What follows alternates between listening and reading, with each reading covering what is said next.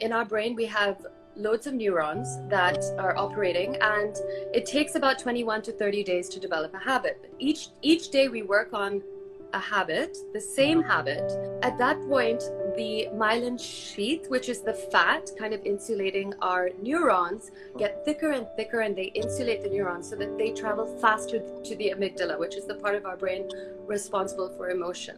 There's some evidence to even say that after 30 days, the actual connection between neurons becomes 100 times faster. What I've heard over the years from a lot of people is that there's something missing in our lives. And when I saw the title of Puja's book, and then I explored it a little more, I thought it was really interesting because her book is called Whole, 11 Universal Truths for an Inspired Life. And she's also an NLP practitioner, and she's coached individuals, she's coached couples, she's worked with parents and kids. So I just thought, this will be a really, really interesting chat because you can have everything in the world and you can still feel like something's not right. Now, I'm going to dive right in. How do you think one, because I read your book and you talk about these, you have these lovely chapters about these 11 virtues. Tell me, how do you think one can lead an inspired life? You know, it really, the book came about just, you know, just because I had so much content and I was just aching to get it out there. And whole, you know, I know the feeling. I know the feeling when you're aching to get it out. Exactly. Yeah. And I actually didn't even see it materializing the way that it did, you know.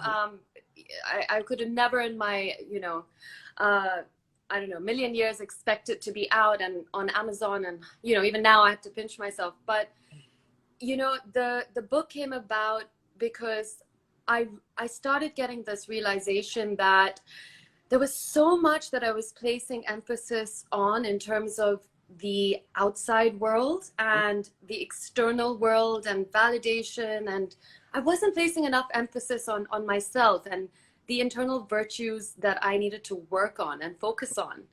And so, you know, we all of us as human beings, we have this, you know, this palpable sense of wholeness. You know, we crave that wholeness of being. It's like a spiritual thirst that we have, you know, to feel that permanent sense of happiness. And, you know, it's as opposed to like running on that hedonistic treadmill of, you know, like attaining things and, you know, like becoming, you know, more, you know, dependent on the external world. I wanted to focus the book more on the 11 virtues, the really essential virtues of living a wholesome life. And so I created this book as a toolbox for people to help them, because I suffered a lot from anxiety really badly in my late 20s. And you know, I thought if there's some way I can help people overcome anxiety and, you know, work on themselves, that's how the fruition of this book came about. And so I started, you know, compiling all these chapters in 2017 on willpower, how to, you know, become really strong with your discipline and your habit, and the sense of awareness, self-awareness, you know, acceptance of the bad things in life, you know, how to flip the script and focus on, okay, what good can come out of this? You know, there's always some good that comes out of the bad stuff, right? Alignment, how do we remain in integrity to ourselves? It's not just focusing on, you know, integrity to others, but how do we maintain ourselves, like that sense of what is our belief system, what are our values, and how do we express it? So integrity, alignment, you know, humility. Humility is so important. It's so underestimated in so many ways. And I really wanted to talk about modesty versus humility, because a lot of times we think that, you know, being modest is being humble, but it's not. There's a huge difference. So I talk about that in the book as well. Also, a lot of us have this fear of success. You know, for many years, I had a fear of achievement, and I wanted to go really deep into the brain and understand what is blocking me. Why am I so scared? You know, I started looking into imposter syndrome. Why am I so scared to succeed? On the same trajectory, I also started looking at why am I so afraid of failure as well.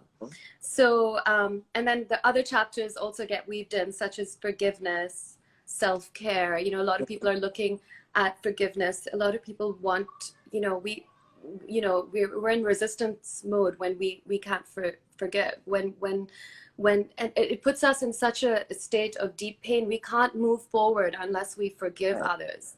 Right. You know, so all these factors, you know, really helped kind of build the structure of the book. And I just really wanted to help people and put out my thoughts there.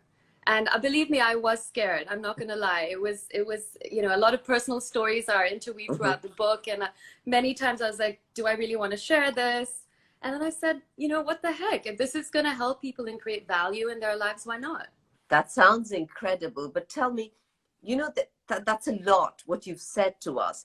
And for anybody listening in who's, you know, it can be a little bit intimidating that, oh my God, there's 11 things there that she's, you know, advising us to do. So if someone is starting off on this path of trying to, I would say, make their lives whole, as you put it in your book, what are the 3 top things you would say that start with these and everything else might flow from there? Yeah, so that's a good question. So it really depends on what stage of journey you're on. So for somebody who's a beginner and hasn't really read many self-help books, then I would say the best chapter to start on is the willpower chapter. That's gotten tons and tons of positive feedback because, again, a lot of people are struggling with self-discipline. Yes. And so I have all these really cool tools there to help you kind of get onto that track, like the chain method and breaking things down into chunkable steps. And again, a lot of it is based on brain science because, you know, the whole book is neuroscience backed. I would say willpower is definitely one that's been really popular. Humility, again, we talked about that earlier, and forgiveness. I cannot tell you the amount of people that have come and said, you know, I've tried that practice, you know, of what you said, and it's really helped. So I would say these 3 have been really instrumental and have helped people on their journey, you know, especially from the feedback. But my personal favorite one is the one on courage, because that one really talks about, you know, we don't realize how scared we are of being successful, you know, or how scared we are of achievement. And so that really is that's my favorite chapter in the book, I have to say. Tell me, Puja, you said that everything is neuroscience backed. So tell me a bit about the science behind your theories. Okay, so each chapter is all backed by MRI brain scans. So of course, now today, the neuroscientists, they've been doing this for years, but they never had access to, you know, actual proper brain scans. You know, when you see all those nodes on people's heads, and they were doing it on monkeys for many years. So now, with the advent of, you know, all this advanced MRI technology, each chapter kind of, I didn't want to go too deep into science because I was worried that it might throw people off, but there's a lot of neuroscience to back it. You know, like, for example, how the prefrontal cortex of our brain plays such a large role in the things that we do, or like how the amygdala, you know, dictates a lot of the things that we do as well. So there's a lot of, you know, studies on the brain, which I've kind of interweaved into the book as well, because I feel like people need credible evidence. You know, there's so many self-help books out there that are kind of fluffy, and I really didn't want that. I wanted something that was solid. I wanted something that made sense, that people could relate to and go back to reports and check, and, you know. Even people like Joe Dispenza would do that. He backs everything with scientific evidence. So you can't just say, oh, it just happened, it doesn't matter. Also, now tell me a little, let's get into NLP a little bit. So you would, you know, I mean, from what I can understand about NLP, tell us a little bit about cellular memory and how you work towards changing that. So cellular memory, and I love the way you've kind of talked about cellular memory, because in NLP, we kind of refer to it more as, there's an expression that neurons that fire together, wire together. So, and vice versa. So neurons that are wired together, fired together. So what does that mean? Basically, NLP is the science of really rewiring your patterns and habits and beliefs so that you are able to change your behavior. So, and just going a bit sciencey here, in our brain, we have loads of neurons that are operating, and it takes about 21 to 30 days to develop a habit. But each day we work on a habit, the same habit, and the recommendation is to really work on one at a time, not to do too many. At that point, the myelin sheath, which is the fat kind of insulating our neurons, get thicker and thicker, and they insulate the neurons so that they travel faster to the amygdala, which is the part of our brain responsible for emotion. Okay. So what's interesting is that the more that we practice, you know, a habit, the easier it becomes. This is the beauty behind, you know, being consistent behind your habits. There's some evidence to even say that after 30 days, the actual connection between neurons becomes 100 times faster. So, so this is why NLP is so important. And now, of course, you must have heard of neuroplasticity, which is really the science of how adaptive our brain is as an organ. So we can actually do anything we put our minds to if we understand this. The thing is, people give up really quickly because, you know, of thoughts and beliefs. But if we understand the way the brain works, then, you know, and we have faith in it, then we are able to do things that are more consistent, and we're able to break old patterns of thinking. We're able to break old, especially, you know, negative thinking and things that have kind of stopped us from doing things that we want. And it's also about reframing the way that you think, right? So, you know, there's certain presuppositions like people are doing the best that they can with the resources that they have. And people are not their behaviors. What does that tell us? That tells us that, you know, that enables us to forgive people much easier, because everyone's operating from their very set belief systems, which have been ingrained, or they've had experiences that have caused them to act this way. When we know that, then we're able to forgive much faster too. So it's an integration, you know. This is it's all about, really, our life is all about the mind. Now, tell me, in your health and wellness journey, and you've obviously been on an interesting journey for it to have culminated into NLP and then the book. So tell me, what are some of your biggest learnings? I like this question because it's a never-ending journey, right? Every day you learn a new thing. Every experience brings you a whole different flavor of, you know, you know, you just become so much more alive, you know, in so many ways. But I would say the biggest thing for me has been the realization that I've placed so much importance on other people and their thoughts and the way that they react to me. And I never, ever once considered what I thought. I never placed emphasis on my thoughts, on my feelings. And I think this is quite normal. I think this is very human. We grow up having that kind of, you know, dependence on the outside world to feel good inside. But when I started writing this book, the journey was beautiful, because as I was writing through the 11 virtues, I realized, and I also learned as I wrote, that, you know, being strong with these 11 virtues is more than enough for me to remain whole and complete and feel, you know, a permanent sense of contentment. So it's really, you know, I think for me, and you know that I mentioned earlier that I'd suffered from a lot of anxiety, and that was because I was always dependent on the external world for validation. And thank you for sharing that with us. That's, you know, that's very brave that you shared that with us.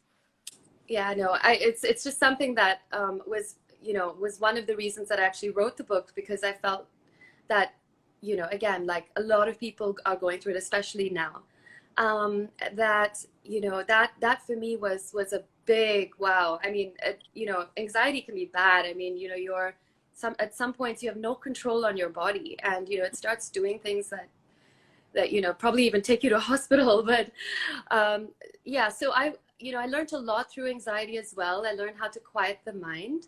I learned how to really just focus within. And I think I really needed that. I've always been spiritual, but that was a big shock in my life.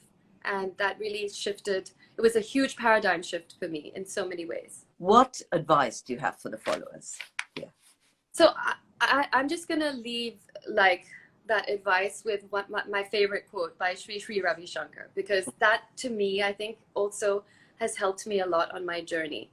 And it's all about altruism. It's all about service. So it's the day that you feel hopeless and horrible on that day, go out and ask somebody, what can I do for you? How can I help you?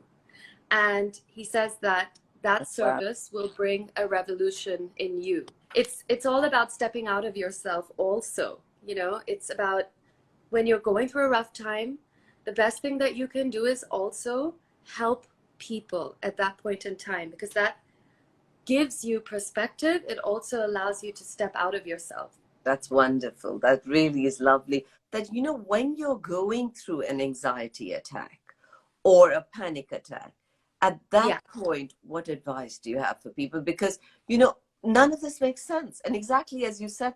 So a panic attack is actually very different from an anxiety attack. Okay. A panic attack is something that happens really quickly, and you know, it's like suddenly you feel like you can't breathe, or you know, you start to get tingles on your body, or your eyes get blurry, your vision. An anxiety attack is more like lasts longer.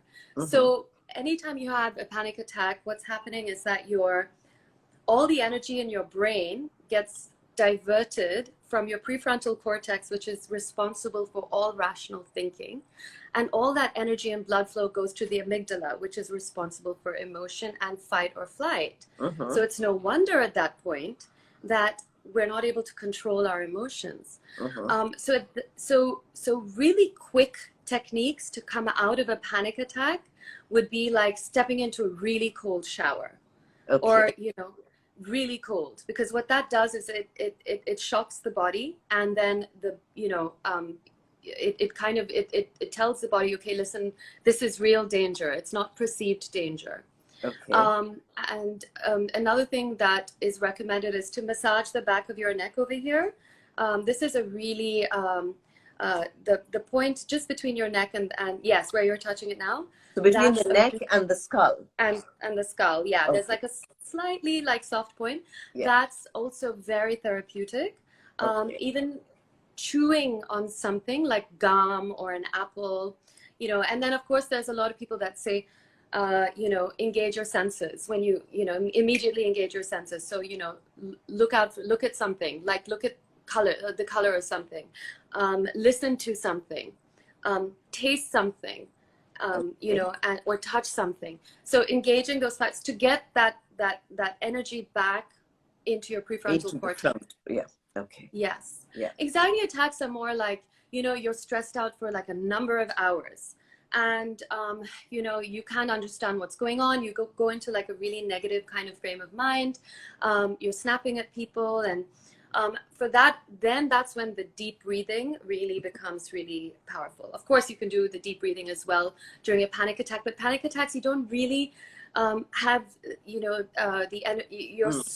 it's so quick and it comes on so strong that you're not able to really even do those deep breaths. But you know, when you're having like kind of a rough day of 4 or 5 hours where you know you're anxious, or you're nervous before going on stage, or you've got a big project, and you know, you're just feeling really a lot of anxiety, then that's a good idea. And I do something called the Wim Hof method. Oh, you do the Wim Hof method, that's where you got your cold showers from, is it? Yes.